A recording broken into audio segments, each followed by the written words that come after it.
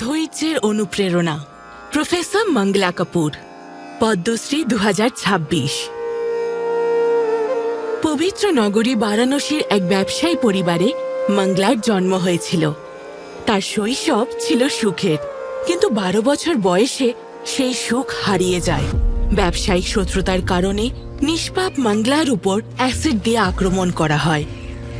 আমি টানা 6 বছর হাসপাতালে ছিলাম। আমার মা আমার জন্য লড়াই করে গেছেন, আর আমার বাবা আমাকে সব সময় উৎসাহ দিয়ে গেছেন। তাদের জন্যই আজ আমি এতদূর আসতে পেরেছি। ওদের মতো বাবা মা সত্যিই খুব বিরল। কিন্তু যখন তিনি স্বাভাবিক জীবনে ফিরতে চেষ্টা করলেন, মানুষ তার অদম্য সাহস নয়, শুধু তার পোড়া মুখটাই দেখল। আমি সব সময় পুরো মুখটা কাপড়ে ঢেকে বের হতাম, যাতে কেউ আমাকে পুরোপুরি দেখতে না পায়। তার আত্মবিশ্বাস বাড়ানোর জন্য তার মা তাকে ইন্দো মহিলা সঙ্গীত বিদ্যালয়ে নিয়ে গিয়েছিলেন। আমার মা ওনাদের বলেছিলেন আমি ওকে এখানে সেতার শেখানোর জন্য এনেছি। ওনারা বললেন আগে ওকে কিছু গাইতে বলুন, কিন্তু আমি মুখ ঢেকে রাখা ওড়নাটা খুলছিলাম না। তখন আমার মা আমাকে একটা চড় মেরে বললেন, ওড়নাটা খুলে গান গাও। তারপর আমি একটা ভজন গাইলাম। कुन्देन्दु तुषारहार धवला या शुभ्र वस्त्रावृता। টিচার অবাক হয়ে গেলেন।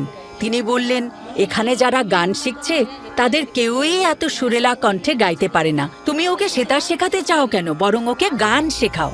তিনি সুপ্রতিষ্ঠিত প্রয়াগ সঙ্গীত সমিতি থেকে ডিপ্লোমা সম্পন্ন করেন।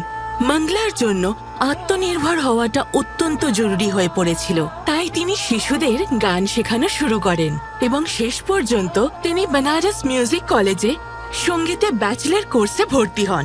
একটি স্টেজ পারফরমেন্সে দর্শকদের প্রতিক্রিয়ার ভয় আয়োজকরা তাকে মঞ্চে উঠতে দেননি, কিন্তু তার দলের কাছে একটি উপায় ছিল।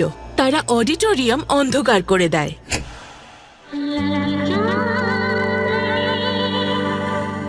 মঙ্গলা মঞ্চে পারফর্ম করা চালিয়ে যান এবং পরে বারাণসীর লতা উপাধিতে ভূষিত হন।